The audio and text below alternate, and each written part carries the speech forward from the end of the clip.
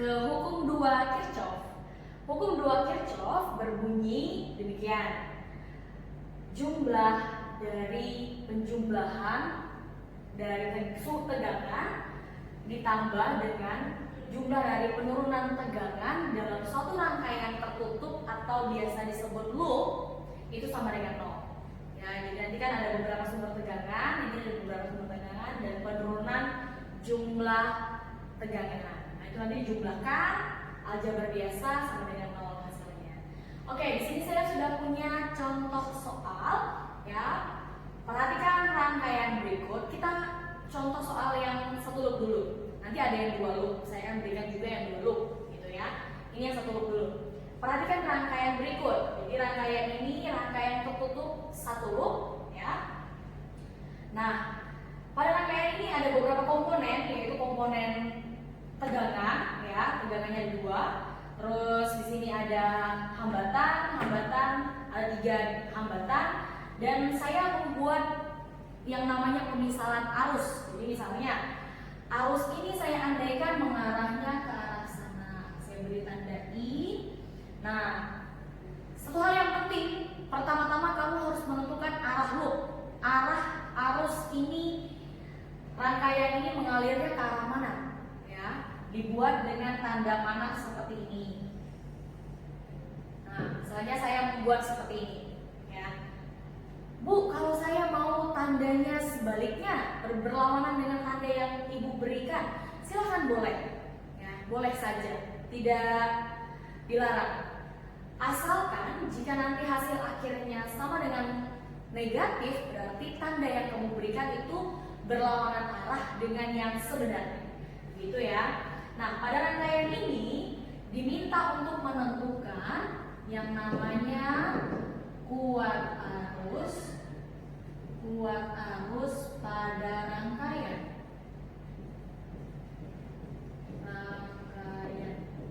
itu berapa gitu ya.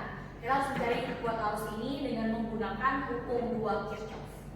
Oke, saya sudah menentukan arah loopnya. Jadi ini arah loopnya ya, arah loopnya ke arah sana. Jadi nanti harus mengikuti kaidah ini. Dan ini misalnya ini kan tandanya negatif, positif, berarti ini negatif, ini positif. Harus sesuai dengan tanda, ya. Terus kita menggunakan hukum 2 Kirchhoff. Saya tulis dulu hukum 2 Kirchhoff. Di sini sigma GGL ditambah dengan sigma penurunan tegangan I dikali R sama dengan 0. Oke, sekarang kita kumpulkan di sini. Ini kan ada GGL yang pertama nih, GGL yang kita ketemu dari sini. Ini kan arah arusnya kan ke sana. Berarti nanti karena yang pertama-tama ketemunya negatif, berarti tandanya negatif. Negatif GGL 2 ditambah negatif GGL 2 ditambah R3. Nah, ada I dikali R3 ya, berarti I R3 ditambah, nah ketemu lagi arah arusnya ke sini. Pertama-tama ketemu positif arah loopnya, kita ikutin arah loop ya. Setelah dari sini ke sini, habis itu ke GGL 1. Pertama-tama ketemunya positif dulu. Nah, berarti ditambah GGL 1 ditambah. Terus lanjut ke sini, ada arus juga di sini yang masuk. Berarti R2 dikali I, gitu ya. I dikali R2 sama saja. Ditambah, nah, yang terakhir lanjut sampai ke sini, berarti I dikali R1. Ya, I dikali R1 sama dengan 0. Oke, begini ya. Oke, sekarang substitusikan semua yang diketahui ke dalam persamaan yang sudah kita kumpulkan. Itu. Karena ini negatif, berarti negatif 12 ditambah I dikali R3 kan besarnya 4 ohm. Berarti 4 ohm, I 4 ditambah GGL 1 itu 6 volt. 6 volt 12 volt ditambah I R2 itu 6 ditambah R1 itu berarti I2O sama dengan 0. Oke, sekarang tinggal aljabar biasa ya. Berarti ini 12I ya ditambah 6 volt sama dengan 0. I4 4I maaf ditambah I6 ditambah I2 2I 12I ditambah dengan negatif 12 diselisihkan dengan 6 volt jadi tinggal 6 volt. Berarti sekarang 12I sama dengan negatif 6. Terus I adalah 6 per 12 ya, sama dengan 6 per 12, 60 per 12, 0,5 ya, 60 per 12. Oke, begitu ya, sama dengan 0 tadi sudah. Beginilah contoh satu loop. Nanti saya akan berikan contoh soal yang 2 loop. Oke, semoga dimengerti. Terima kasih. Hai semuanya, kita lanjut lagi ke soal berikutnya tentang hukum Kirchhoff 2, yaitu sekarang 2 loop. Tadi kan ada 1 loop, sekarang ada 2 loop. Nah, soalnya seperti yang ada di papan tulis. Perhatikan rangkaian berikut. Nah, ada satu rangkaian tertutup atau loop ya. Di sini ada 2 buah rangkaian loop ya. Jadi loopnya dibagi menjadi 2, maaf. Nah, pertanyaannya adalah besar energi yang terjadi tiap menit pada resistor 4 ohm adalah titik joule. Nah, sebelum kita mencari besarnya energi listrik atau W, kita pertama-tama harus mencari dulu kuat arus listrik yang mengalir pada rangkaian tertutup ini ya. Nah, pertama-tama dengan pemisahan loop seperti yang tadi ya. Sekarang pemisahan loopnya begini saya buat. Nah, ini searah ya, searah pemisahan loopnya. Oke, ini positif, yang panjang positif, yang pendek negatif. Potensial tinggi, potensial rendah, ini potensial rendah, potensial tinggi. Itu ya. Oke, berarti di sini ada I yang mengalir. Di sini ada I1 ya. Oke. Nah, setelah kita menentukan loop ya, arah loop itu arah pemisahan arus ya yang mengalir pada rangkaian tertutup ini, pemisahan arus. Kalau misalnya nanti kuat arus listrik yang kamu dapat itu hasilnya negatif, berarti pemisahan loopmu ini arahnya yang sebenarnya itu kebalikan, gitu ya. Jadi kalau dapat hasil negatif, loh Bu, kok hasil saya kuat arusnya negatif? Apakah mungkin? Nah, berarti itu menandakan kalau arah loop yang kamu misalkan itu arahnya berkebalikan, gitu ya. Oke, kita langsung saja ya pakai persamaan sigma GGL ditambah sigma I dikali R sama dengan 0, gitu ya. Oke, kita analisis ini loop 1, ini loop 2. Oke, kita analisis dulu dari loop 1 ya. Loop 1. Oke, sama menggunakan persamaan ini ya. Pertama-tama nanti ketemu dengan tanda negatif, berarti sigma GGL ditambah sigma I R sama dengan 0. IR itu tegangan ya, I dikali R.